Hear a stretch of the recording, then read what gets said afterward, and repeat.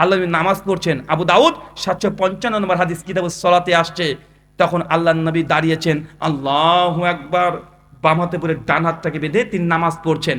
ইবনু মাসউদ এসে নবীর ডান পাশে দাঁড়িয়ে পড়েছে, উনিও বলছেন আল্লাহু আকবার। কিছু বুঝতে পেরেছেন? হাতের দিকে তাকান, বুঝতে পারবেন কি হয়েছে। ডান হাতে পরে বাম হাত, আল্লাহ নবী কিভাবে বেঁধেছে? বাম হাতে পরে ডান হাত। চাচা আপনারা কিভাবে বাঁধেন?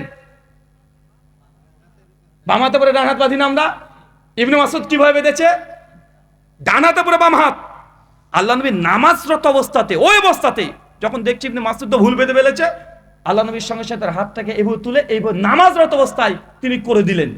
আপনি বলছেন হাত বাঁধাটা ছোটখাটো সুন্নাত, যদি ছোটখাটো সুন্নাত হতেন আল্লাহ নবী নামাজকে শেষ করতেন, শেষ করে বলতেন যে ইবনে মাসউদ তোমার হাত বাঁধাটা ভুল হয়েছে, কেন এইভাবে বাঁধলে? এইভাবে বাঁধতে হয়। নবী নামাজ শেষ করার অপেক্ষা করে নাই, নামাজের মধ্যে তার হাত বাঁধাকে ঠিক করে দিয়েছে। আপনি কিসের ভিত্তিতে বলছেন যে হাত বাঁধা নাভির নিচে না বুকের উপরে এটা ছোটখাটো সুন্নাত? কিভাবে বলতে পারেন? আল্লাহ নবীর কোনো সুন্নাত ছোটখাটো নয়। আপনাকে আমি শুধু এতটুকু বুঝিয়ে দিচ্ছি, দেখেন আমরা আহলে হাদিস যারা আছি,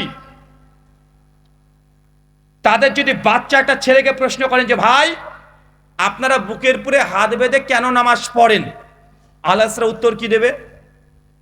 একটাই উত্তর সবাই দেবে, যে আমার নবী এইভাবে হাত বেঁধে নামাজ পড়েছে, তাই তো উত্তর নাকি? না অন্য কোনো উত্তর আছে? আর অন্য কোনো উত্তর আছে আপনাদের? নাই। একজন হানাফ, আমি কষ্ট দিচ্ছি না হানাফি ভাইদেরকে, আমাকে ক্ষমা করবেন, আমি জাস্ট বুঝাচ্ছি। একজন হানাফি ভাইকে জিজ্ঞাসা করবেন যে ভাইজান আপনি নাভির নিচে কেন হাত বেঁধেছেন? উনি বলবেন যে আমাদের মাযহাবে এটা আছে।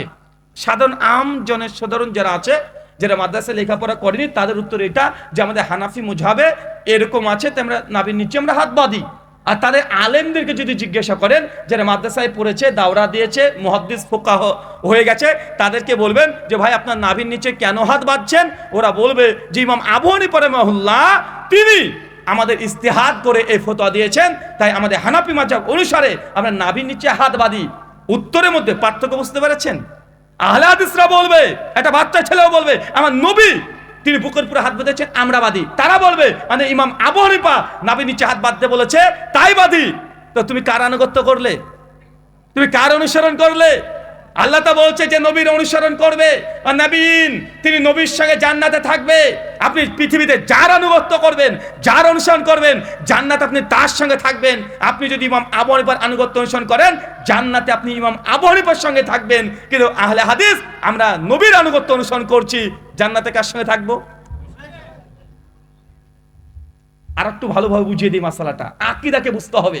আমল একই আমল দুজনই করব, কিন্তু দুজনে ভাগ হয়ে যাবে। শাফি মাযহাব বাংলাদেশে নাই, আছে নাকি? শাফিরা আছে আমাদের ইন্ডিয়ার কেরালা, সাউথ ইন্ডিয়া যেটাকে বলা হয়, ওইখানে আছে অজস্র শাফি মাযহাবের আছে। মালয়েশিয়াতেও অনেক বেশি আছে। আমি একজন শাফি মাযহাবের অনুসারীকে প্রশ্ন করছি, মানে জানার জন্য জাস্ট আমি বলছি, কেরালাতে ওখানকার ভাষা তো মালয়ালিয়াম, তেলেগু বুঝেন নাকি? হ্যাঁ, ভগবান কাডে অন্যডু তেন্নো পবার্তে গানে মানচুডু, কিছু বুঝবেন? তো উনাকে আমি প্রশ্ন করছি জাস্ট যে ভাইজান যে আপনারা ইমাম পেছনে সূরা ফাতিহা পড়েন? বলছে জি পড়ি।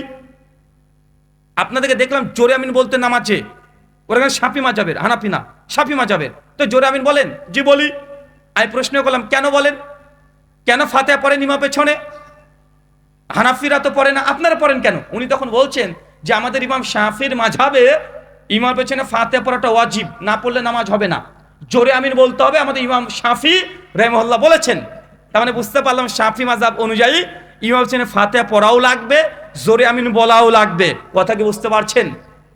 আচ্ছা, আহলে হাদিস যারা আছে তাদেরও ইমাম পেছনে ফাতিহা পড়েন কি পড়েন না? আপনারা পড়েন, আপনারা জোরে আমিন বলেন? আচ্ছা, আপনাদেরকে যদি জিজ্ঞাসা করি আপনারা জোরে আমিন কেন বলেন, ফাতিহা কেন পড়েন, আপনাদের উত্তর কি? আল্লাহ নবী পড়েছেন, তিনি পড়ার অনুমতি দিয়েছেন, আদেশ করেছেন যে তোমরা ফাতিহা পড়ো। যখন গায়রিল মাগযুবি আলাইহিম ওয়াজ-যালিন বলবেন ফাকাল আমিন, তখন তোমরা আমিন বলো। মাদ্দাবিয়া সাউতেহা রাফাবিয়া সাউতেহা, সুনান তিরমিজি হাদিস না 248, সহিহ বুখারী হাদিস না 780 81 82, তিরমিজিতে আসছে মাদ্দাবিয়া সাউতেহা রাফাবিয়া সাউতেহা, আওয়াজটাকে উঁচু করো এবং টেনে টেনে বলো আমিন, এইভাবে বলো। আল্লাহ বলতে বলেছেন, তাই আমরা আহলে হাদিসরা বলি, আমরাও আমিন বলি, শাফিরাও আমিন বলে, দুজনের আমল এক, কিন্তু উদ্দেশ্য পার্থক্য আছে না নাই? তারা জোরে আমিন কেন বলে? তাদের মাযহাবে আছে তাই, ইমাম শাফি বলতে বলেছে তাই, তার মাযহাবের ফতোয়া তাই, কিন্তু আহলে হাদিসরা বলছে নবী বলেছে তাই করি। তো যারা শাফি তারা যদিও আমল একই করছে, তারা কার অনুসরণ করেছে? এখানে কার অনুসরণ করেছে? ইমাম শাফিঈর। আমি বলছি না যে মাযহাব যারা মানবে তারা জাহান্নামে চলে যাবে, অবশ্যই মাযহাবিরাও জান্নাতে যাবে, কিন্তু তুমি থাকবে কার সঙ্গে? তুমি ইমাম শাফির আনুগত্য করেছো, তার অনুসরণ করেছো, জান্নাতে যদি তুমি যাও, জান্নাতে থাকবে ইমাম শাফির সঙ্গে, ইমাম আবু হানিফার সঙ্গে, ইমাম মালিকের সঙ্গে, ইমাম আহমদ ইবনে হাম্বলের সঙ্গে। কিন্তু আহলে হাদিসরা বলে যে আমি এই আমল করলাম, এই আমল করার মূল কারণ আমার নবী করেছে, নবী বলেছে তাই করেছি। অবশ্যই আহলে হাদিসরা জান্নাতে যাবে, নবীর সঙ্গী হবে ইনশাআল্লাহ। ওয়া নবীন ওয়া সিদ্দিকিন ওয়া শুহাদা ওয়া সালেহিন, যারা যার আনুগত্য করবে তারা সেই ক্যাটাগরির মানুষের সঙ্গে থাকবে। সূরা বনী ইসরাঈল সূরা 17 আয়াত নম্বর 71 আল্লাহ বলছে, ইয়াউমা নাদু কুল্লা উনাসিন বিইমামিহিম, দুনিয়াতে তুমি যাকে আনুগত্য অনুসরণ নেতা মানবে, কিয়ামতের মাঠে যখন উঠবে সেই নেতার পেছনেই তোমাকে উঠতে হবে। তুমি যদি চরমনে পীর সাহেবকে যদি ফলো করো, কিয়ামত মাঠে কার সঙ্গে উঠবে? তুমি কার সঙ্গে? ওই পীর সাহেবের সঙ্গে উঠবেন। আপনি কার সঙ্গে উঠবেন? বাংলাদেশে তো অভাব নাই পীর সাহেবের, 10 লাখ নাকি পীর আছে। শেখ আব্দুর রাজ্জাক বিন ইউসুফ হাফেজাহুল্লাহ, আপনাদের বাংলাদেশের আলোচক না, চাপাই নবাবগঞ্জের, ওনার একটা আলোচনাতে শুনেছিলাম অনেক আগে যে 1990 সালের রিপোর্ট অনুযায়ী বাংলাদেশে কত লক্ষ পীর আছে? প্রায় 10 লাখ পীর আছে। মানুষ আপনারা 18 কোটি, তার মানে হিন্দু খ্রিস্টান নাস্তিক বৌদ্ধ বাদ দিয়ে দেন 3 কোটি, 15 কোটি মুসলমান। 15 কোটি মুসলমানের জন্য লাগে কত? 10 লাখ পীর সাহেব লাগে। চিন্তা করে দেখেছেন? আর পীরের কতগুলো ক্যাটাগরি। ন্যাংটা পীরও আছে আপনাদের বাংলাদেশে, ওই দেখেন কুষ্টিয়াতে আছে, লালন শাহ ব্রিজের পাশ দিয়ে রাস্তা চলে গেছে, ওইদিকে ন্যাংটা পীরের মাজার আছে। টিভিতে দেখেছিলাম একটা সময়ে, কি চ্যানেল বাংলাদেশের আপনাদের, ওইখানে কিছু সার্ভে করেছে, তো ন্যাংটা পীরের মাজারে প্রত্যেক বছরে 8 থেকে 10 কোটি টাকা শুধুমাত্র টাকা তুলে আছে না নাই কথা বলেন, মানে মানুষ গিয়ে দান করে। ন্যাংটা মানে জামা কাপড় কিছুই নাই, মানুষ ওর কাছে যাচ্ছে বাচ্চা নিতে, বিয়ে হয়েছে 5 বছর, বাচ্চা হয় না মেয়েটার, ডাক্তারের কাছে গেছে, ডাক্তার ওষুধ গেছে, তাও কাজ হয় নাই, হুজুরের কাছে গেছে, ঝাড়ফুঁক নিয়েছে, তাও কাজ হয় নাই, এখন বলছে বাচ্চা আর হবে না, যে বাচ্চা নিতে যাই আমার অমুকের কাছে শুনেছি ওই ন্যাংটা বাবার কাছে গেলে নাকি বাচ্চা হয়, ন্যাংটার কাছে গেছে বাচ্চা নিতে। এখন ন্যাংটা পীর বসে আছে। চাচা ন্যাংটা পীর মানে নাম শুধু ন্যাংটা না, মানে জামা প্যান্ট কিছুই পরে না, পুরো ন্যাংটা, নাট বল্টু সব বেরিয়ে থাকে। পীর কিন্তু চালাক, ও কিন্তু ভালোই চালাক, ও বুঝাচ্ছে যে দেখ, আরে তুই আমার কাছে চাইতে আসছিস, আর আমার কাছে কিছুই তো নাই, কিছুই নাই, যা আছে এটাও নিবি নাকি? ও কিন্তু পরোক্ষভাবে বুঝাচ্ছে। আমাদের ইন্ডিয়াতে মোদিজির এবার 140 বছর পর একটা অনুষ্ঠান হয় হিন্দু সনাতনী দাদাদের, সেটা সেটাকে বলা হয় নাগা সাধুদের মিলন মেলা। প্রায় 10 কোটি মানুষ ইন্ডিয়াতে এক জায়গাতে জমায়েত হয়েছে এবং গঙ্গায় স্নান করেছে। গঙ্গা স্নান বলছেন তো, মানে ওখানে ডুব মেরেছে, ডুব মারার সঙ্গে সঙ্গে পাপ সব ধুয়ে গঙ্গার মধ্যে চলে গেছে। 1-2 জন নয়, 10 কোটি। কিন্তু 10 কোটি সবাই ন্যাংটা, সব ন্যাংটা, মানে ওটা হচ্ছে কি বলা হয় দিগম্বর, উলঙ্গ, পুরোটা ন্যাংটা। চিন্তা করতে পারছেন? ওদের কাছেও হিন্দু নারীরা যায়, তাদের যদি বাচ্চা না হয় গিয়ে বলে যে বাবাজি সন্তান দাও, ওই হিন্দু পণ্ডিতরাও দিতে পারে। আপনাদের বাংলাদেশে পীর সাহেব যেমন ন্যাংটা আছে, হিন্দুদের মধ্যেও আছে, তো পার্থক্য কি দেখলেন রে ভাই? দুজনের মধ্যে পার্থক্য কি আছে? আমাদের ইন্ডিয়ার প্রথম যিনি প্রাইম মিনিস্টার ছিলেন তার নাম হচ্ছে পণ্ডিত জওহরলাল নেহরু। তার একটা বই আছে দ্য ডিসকভারি অফ ইন্ডিয়া। এই বইটার 120 নম্বর পৃষ্ঠায় তিনি লিখছেন যে মেরে নজদিক হিন্দু আর মুসলমান কি আন্দার কোই ফার্ক নেই হে, মানে বাংলা করলে হয় যে আমার নিকটে হিন্দু আর মুসলমানের মধ্যে কোনো পার্থক্যই নাই। হিন্দুরা পুজো করে মাটির তৈরি মূর্তির, আর মুসলমানরা পুজো করে পাথরের তৈরি মাজারের। একজন দাঁড়িয়ে থাকে, একজন শুয়ে থাকে। একজন হচ্ছে মা কালী মা, লক্ষ্মী মা, সরস্বতী মা, জগদ্ধাত্রী মা, মনসা মা। হিন্দুরা সব মায়ের পুজো করে, আর মুসলমানদের আছে সব বাবা, খাজা বাবা, দড়ি বাবা, ন্যাংটা বাবা, কি বাবা যে নাই, আছে না নাই কথা বলেন? আপনাদের কুমিল্লাতে আছে বিড়ি বাবা, বিড়ি বাবা আছে না ভাই? এখন মানুষকে আর ধোকা দিয়ে বক্তব্য দেওয়ার যুগ আছে এখন আর নাই। কারণ এখন ইউটিউব হাফেজাহুল্লাহ চলে এসেছে, ফেসবুক দামাত বারকাতুম আলিয়া চলে এসেছে। এখন যদি ইউটিউবে গিয়ে লিখেন যে বিড়ি বাবা, বিড়ি বাবার সব ভিডিও চলে আসবে। আসবে কি আসবে না কথা বলেন? চলে আসবে। উনার কারামত কি? মানুষ ওনার কাছে যায় কোনো রোগ বালা মুসিবত নিয়ে, ওনার কোনো কাজ নাই, বিড়ি 10-12টা বেঁধে দেয় একসঙ্গে, তাহলে ফু দিয়ে দেয়, ওই মুরিদকে বলে তুই খা, ও বিড়ি যখন টান দেয় ওর নাকি রোগ ভালো হয়ে যায়। এরকম আছে না নাই কথা বলেন? আছে। আমার কথা হচ্ছে আল্লাহ কোরআন মাজিদে বলছে, কোরআনের কথা, ইয়াউমা নাদউ কুল্লা উনাসিন বিইমামিহিম। তুমি দুনিয়াতে যার আনুগত্য করেছো, যাকে নেতা মেনেছো, যার কাছে তুমি আনুগত্য করেছো, কিয়ামতের মাঠে হাসরের দিনে তুমি তার সঙ্গে উত্থিত হবে, তার সঙ্গে থাকবে। তুমি কি চরমনে পৃষ্ঠের সঙ্গে থাকতে চাচ্ছ? যে থাকতে চাও তা তুমি তার আনুগত্য করো, আর নবীর সঙ্গে যে থাকতে চাও, নবীর আনুগত্য, নবীর আদর্শকে গ্রহণ করতে হবে। আল্লাহ নবী বলেছেন, জামে তিরমিজি 38 নম্বর হাদিস, আফজাল জিকরি লা ইলাহা ইল্লাল্লাহ। সবচেয়ে দুনিয়াতে উত্তম জিকির লা ইলাহা, তারপরে কি? ইল্লাল্লাহ। এটা উত্তম জিকির। কে বলেছে? নবী বলেছে। আমাদের চরমনে পীর সাহেব বলেছে সবচেয়ে উত্তম জিকির ইল্লাল্লাহ, ইল্লাল্লাহ, ইল্লাল্লাহ। তারা করে কি করে না? করে কি করে না? তো তুমি কার আনুগত্য করেছো? নবী বলছেন উত্তম জিকির লা ইলাহা ইল্লাল্লাহ, তোমার পীর সাহেব বলেছে ইল্লাল্লাহ। তুমি নবীর জিকিরটাকে ছেড়ে দিয়ে পীরের জিকিরটাকে ধরে নিয়েছো, পীরের জিকির নিয়ে রাত দিন জিকির করছো। তো তোমার হাসর কার সঙ্গে হবে? কার সঙ্গে? পীরের সঙ্গে হবে। তোমার পীর যে জান্নাতে যাবে তার কি গ্যারান্টি আছে? কোনো গ্যারান্টি আছে? কথা বলেন। কোনো গ্যারান্টি নেই। পীর যে জান্নাত যাবে তারই কোনো গ্যারান্টি নেই। যেতে পারে, আমরাও দোয়া করি আল্লাহ সুবহানাহু ওয়া তাআলা তাকে জান্নাতবাসী করুক, কিন্তু যাবে নিশ্চিত। কেউ বলতে পারবে? তার ক্ষমতা আছে? কিন্তু আল্লাহর নবী উনি শুধু জান্নাতি নয়, যতক্ষণ আল্লাহর নবী জান্নাতের দরজাতে নক না করবে, আল্লাহ জান্নাতের দরজায় খুলবেন না। আল্লাহ নবী বলছেন কিয়ামতের মাঠ যখন হবে, সেই সমস্ত নবীরা সিজদারত অবস্থায় একদম পড়ে থাকবে। প্রথম যাকে জ্ঞান দেওয়া হবে, জীবিত করা হবে, যার প্রথম কবর ফেটে বের হবে, তিনি হচ্ছেন আমি নবী মুহাম্মদ সাল্লাল্লাহু আলাইহি সাল্লাম। আমাদের নবী প্রথম কিয়ামতের মাঠে কবর ফেটে উঠবে, তারপর সিজদারত অবস্থায় পড়ে থাকবে। মানুষ যখন চতুর্দিক থেকে তখন কিয়ামতের ভয়াবহতা, কেউ কাউকে চিনেও না চেনার ভান করবে। মানে আপনি যে আপনার বাপকে চিনবেন না এমনটা নয়, মানে চিনবেন কিন্তু পরিচয় দিবেন না। যদি আব্বা চলে আসে আমার কাছে, যে নেকি চাইতে আসে, মাকে চিনবেন, আপনি চিনবেন না তা নয়। কিয়ামতের মাঠে সবাইকে চিনতে পারবেন, কিন্তু পরিচয় দিতে চাইবেন না। কেন? যদি একটা নেকি চাইতে আসে এই ভয়ে, সেই সময় প্রত্যেক নবী একদম সামনে দাঁড়িয়ে থাকবে আর তার উম্মত থাকবে পেছনে। আল্লাহ নবী বা হাদিস বর্ণনা করে বলছেন, সেই দিন প্রথম মানুষ উম্মত ছুটে যাবে নবী আদমের কাছে। আদমকে গিয়ে বলবে, আদম আলাইহিস সালাম আপনি হচ্ছে প্রথম এই পৃথিবীর মানুষ। আল্লাহ আপনাকে 2 হাত দিয়ে তৈরি করেছে, যে রূহ আপনার শরীরের মধ্যে দিয়েছে। আল্লাহ সুবহানাহু ওয়া তাআলা আপনাকে দুনিয়ার সব জ্ঞান দিয়েছে, আপনাকে দিয়ে ফেরেশতা থেকে সিজদা করেছে। অনেক মহান ব্যক্তি নবী আদম। আজকে এই ভয়ঙ্কর পরিস্থিতিতে আমাদেরকে একটু বাঁচান, আমাদের জন্য সুপারিশ করেন, আল্লাহকে বলেন আমাদের জন্য জান্নাতে দেয়। নবী আদম বলে, না না না না না, আমার দ্বারা হবে না।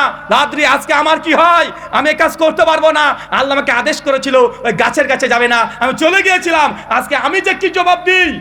তোমরা আমার কাছে এসো না, ওই নূহ আছে, নূহের কাছে চলে যাও। সবাই ছুটে গিয়ে নূহের কাছে যাবে। নূহ আলাইহিস সালামকে বলে, আল্লাহ নবী নূহ আপনি প্রথম নবী, আপনার পূর্বে আল্লাহ কাউকে নবুয়ত দেয় নাই, তিনি প্রথম রাসূল, আজকে আমাদেরকে রক্ষা করেন। নবী নূহ আলাইহিস সালাম বলবেন, আমি এই কাজ করতে পারবো না, আমি ভুল করে আল্লাহর কাছে বলেছি, আল্লাহ আমার সন্তান কেনানকে তুমি এই কিস্তিতে এই নৌকাতে তোলার অনুমতি দাও। কিন্তু আমার সন্তান নিজেই ছিল মুশরিক, সে আমার নবুয়তকে অস্বীকার করে দিয়েছে, আল্লাহকে মানে নাই, আমি ভুল করে আল্লাহর কাছে দোয়া করেছিলাম। আজকে আল্লাহ যিনি আমাকে প্রশ্ন করে কেন আমি দোয়া করেছি, আমার কাছে কোনো উত্তর নেই, আমি পারবো না, তোমরা যাও আবুল আম্বিয়া নবী ইব্রাহিমের কাছে। সবাই ছুটে গিয়ে নবী ইব্রাহিমের কাছে যাবে। কার কাছে? ইব্রাহিম, আবুল আম্বিয়া, সমস্ত নবীদের পিতা। ইব্রাহিমের কাছে বলে, ইব্রাহিম আলাইহিস সালাম আপনি হচ্ছে সমস্ত নবীদের পিতা, আপনি খলিলুল্লাহ, আল্লাহর বন্ধু। আল্লাহ আপনাকে বন্ধু হিসেবে গ্রহণ করে নিয়েছে, দুনিয়াতে কত পরীক্ষাতে আপনাকে পাস করে দিয়েছে। আজকে আমরা বিপদে, আমাদেরকে উদ্ধার করেন। ইব্রাহিম নবী তখন বলবে আমার দ্বারা আজকে এটা হবে না, আমি পারবো না। আমি নিজেকে বাঁচানোর জন্য জীবনে 3 বার পর পর আমি তাওরিয়া করেছিলাম। আমাকে বলা হয়েছিল এটাকে, আমি আমার স্ত্রীকে বলেছিলাম বোন এই যে আমি তাওরিয়া করেছিলাম, আজকে যদি আল্লাহ আমাকে প্রশ্ন করে আমি এর অ্যান্সার করতে পারবো না। তোমরা যাও সবাই মূসার কাছে যাও। আল্লাহ সরাসরি মূসার সঙ্গে কথা বলেছে। মূসা যদি আজকে আল্লাহকে বলে আল্লাহ নিশ্চিত তোমাদের সুপারিশ করবে। সবাই ছুটে গিয়ে কিয়ামতের মাঠে নবী মূসার কাছে যাবে। কার কাছে? মূসা নবী। কোন নবী জানেন? ওই যে ফেরেশতাকে মেরে কানা করে দিয়েছিল। কত ক্ষমতা দেখেছেন? ফেরেশতাকে মেরে কানা করে দিয়েছে না? ফেরেশতাকে মেরে কানা করে দিয়েছে, এত বড়। আল্লাহকে বলছে আল্লাহ আমি তোমাকে দেখতে চাই। আল্লাহ বলছে মূসা লান তারানি, দেখতে পাবে না। মূসা বলছে না আল্লাহ তাও দেখতে চাই, একটু দেখা দাও, একটু দেখা দাও। আল্লাহ বলছে দেখতে পাবা না তুমি, কেউ দেখেনি আমাকে, তুমি দেখবা মানে তুমি আমাকে বিশ্বাস করো না?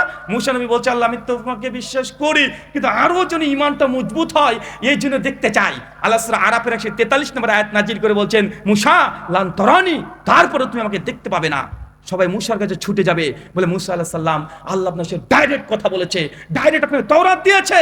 আজকে আমরা বিপদে আছি, কিয়ামত হয়ে গেছে, বিচার এখনই শুরু হবে, একটু আমাদের জন্য আজকে একটু সুপারিশ করে দিবেন, আমরা যেন জান্নাতে যেতে পারি। মূসা নবীর সঙ্গে বলে জি না, আমার দ্বারা এটা সম্ভব নয়। আমি দুনিয়াতে বনী ইসরায়েল একজন ব্যক্তিকে একটা থাপ্পড় মেরে তাকে মেরে ফেলেছি।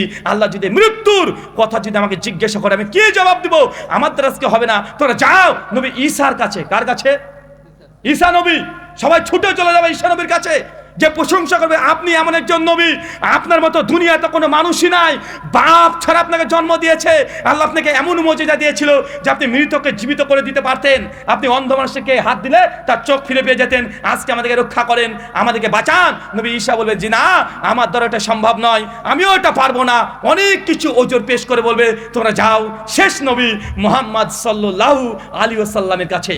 মানুষ যখন ছুটে যাবে তখন দেখছে মুহাম্মদ সাল্লাল্লাহু আলাইহি ওয়াসাল্লাম এক জায়গাতে দাঁড়িয়ে সিজদারত অবস্থাতে বারবার কান্না করছে, বারবার চিৎকার দিয়ে কান্না করছে, ইয়া উম্মতি, ইয়া উম্মতি, ইয়া উম্মতি। আজকে আমার উম্মতের কি হবে আল্লাহ? এই ভয়ঙ্কর পরিস্থিতি, আমার উম্মতের আজকে কি হবে? আমার উম্মতের কি হবে? ইয়া উম্মতি করে কেঁদে চলছে। কে বলেন তো? কিয়ামতের মাঠ। নবীরা উম্মতের সঙ্গে সম্পর্ক ছিন্ন করার জন্য প্রস্তুতি নিয়ে নিয়েছে। একজন নবী উম্মতের জন্য কান্না করছে, সে নবীর নাম কি? মুহাম্মদ সাল্লাল্লাহু আলাইহি সাল্লাম। তিনি কাঁদছেন ওর উম্মতের কি হবে? আল্লাহ আমার উম্মত, আমার উম্মত। সমস্ত নবী বলছে আমরা পারবো না, আর একজন নবী বলছে আমার উম্মতের কি হবে। নিজের কোনো কথা বলছেন না, কেন তিনি যখন ওজোর পেশ করবেন, কোন ভুল পেশ করবেন, আল্লাহ নবী জীবনে কোনো ভুলই করেনি। সূরা আল ফাতহ 2 নম্বর আয়াত আল্লাহ জানিয়ে দিয়েছেন নবী আপনার আগের আর পেছনের যা ত্রুটি আছে আমি আল্লাহ সব ক্ষমা করে দিলাম। তার ওজোর পেশ করার নাই। তিনি কার জন্য ওজোর পেশ করবেন? তিনি বলছেন আমার উম্মতের কি হবে?